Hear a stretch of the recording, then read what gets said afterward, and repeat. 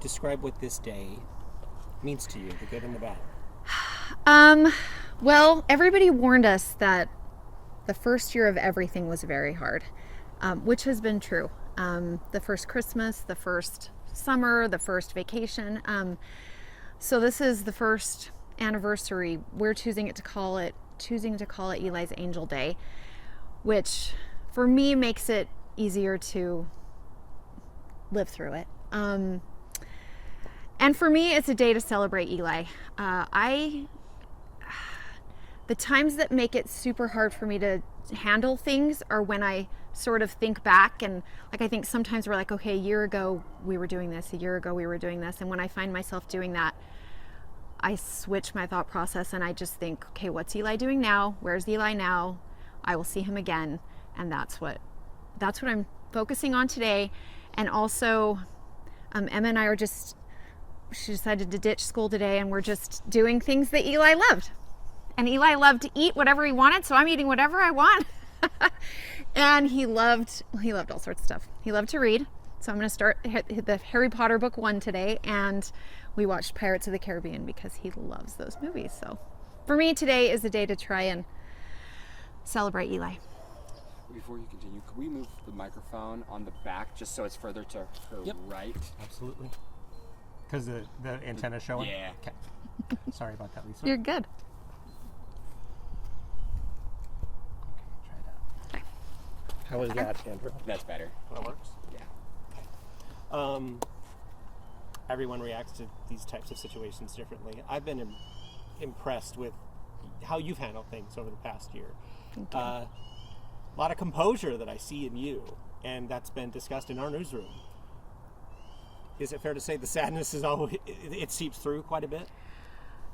What I found is everybody grieves differently, and my grieving is alone in the quiet moments, and so that's when I grieve, and then I have enough strength to go on and to keep living and keep finding joy. And I really do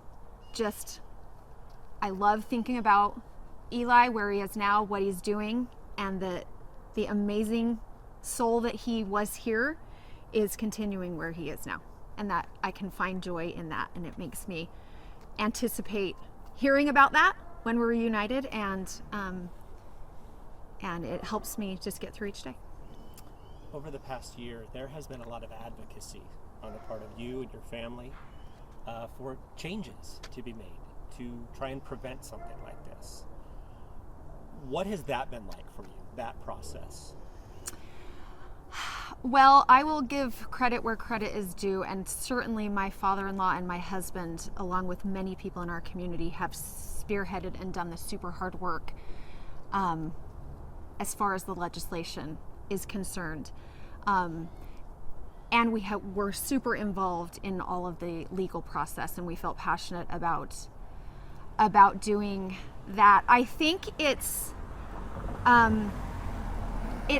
a place to channel the grief, at least for me, somewhere to put the energy that has come with losing Eli, and so it's given us kind of a positive place to channel that. And I really have just felt ever since Eli was taken that he can be a force for good. He was a force for good here, and he will continue to be a force for good. And so I just sort of feel like my job is to be his like little buddy on earth and like move his force forward. When you think about that advocacy and the changes that have been made, do you think, yes, we've done something? Do you think we need to do more, or is it a combination of both? Well, I'm new to this, but what I'm learning is celebrate the small victories, and I feel like, and what I'm gathering from those who've been fighting this fight for years, is it is a victory that we made any steps. And so I'm super grateful to have made a baby step, but I absolutely feel like there's more to do. There's more to do. I remember just within the days following Eli's death, I was like, I cannot understand how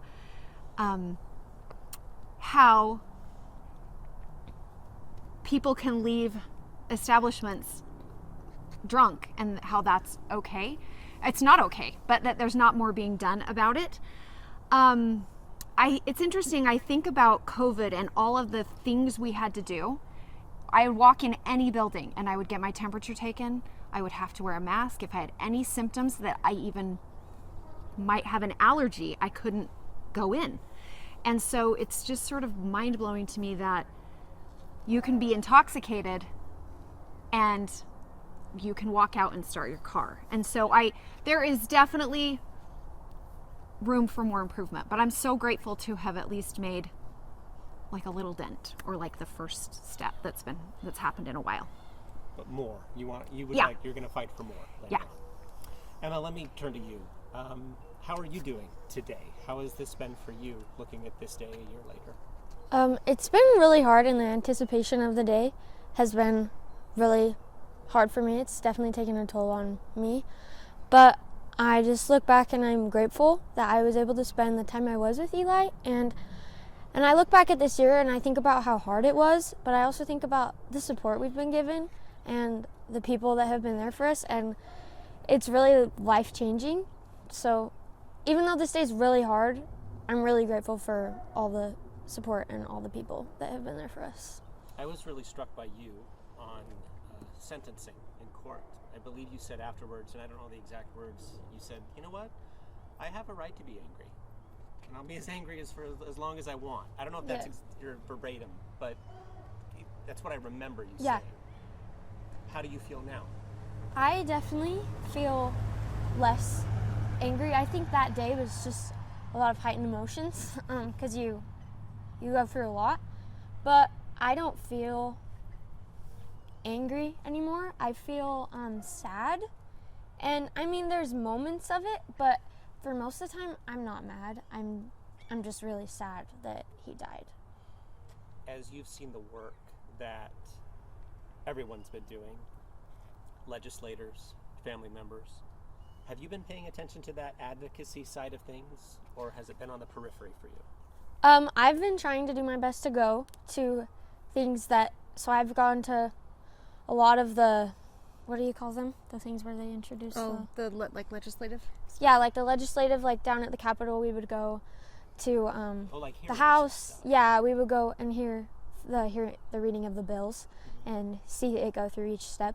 And that was cool. It's crazy how much a bill has to go through to get passed, but it is remarkable, and it's cool to see all these people coming together to make a change. And it's cool to see the people that have to deal with drunk driving, like the Utah State Highway Patrol and local police, and just things like people that have been impacted. And they've worked really hard, and they would meet all the time. Like my grandpa would meet all the time to work on getting this bill passed, and I saw the work that was put into it, and I'm really grateful. So I tried to support as much as I could. I see the neighborhood decked out right now. It seems like there's been a lot of community support, obviously. Does that help you with the process of grieving? It definitely, the feeling of loneliness is really, really painful. And sometimes even when you're surrounded by people, you still feel lonely. But to see people going out of their way to do kind things is really, really helpful. Like, I lay in my bed and I think about all these good people out here doing this late at night, and I'm like, I'm tired right now. These nice people are out there hanging ribbons for my brother, and that makes me feel really good. And they've done so much other stuff, and I feel like it's definitely helped lift us up through this experience. A question for both of you. You can answer whenever. What do you think Eli would say about tonight as he sees everybody come together? I hope he would love it.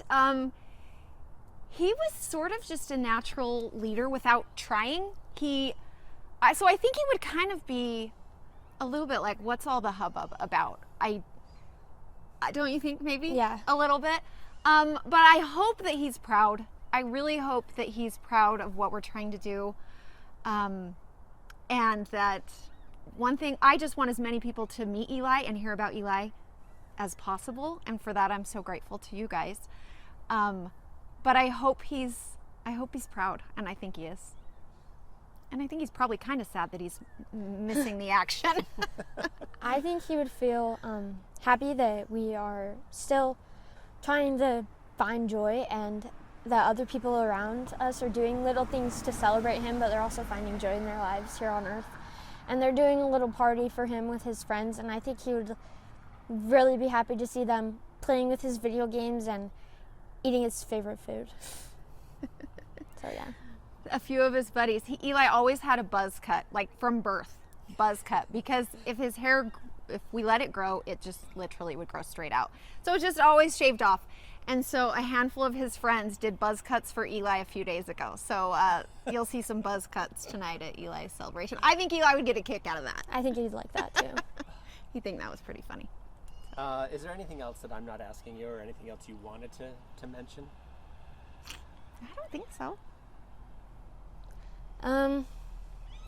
Mostly I would just want to say that just make sure you're thinking before you drive. Like, don't drink and drive, and even if you're not drunk, don't drive distracted, because there's so many people we all care about, and we want to keep them here with us. So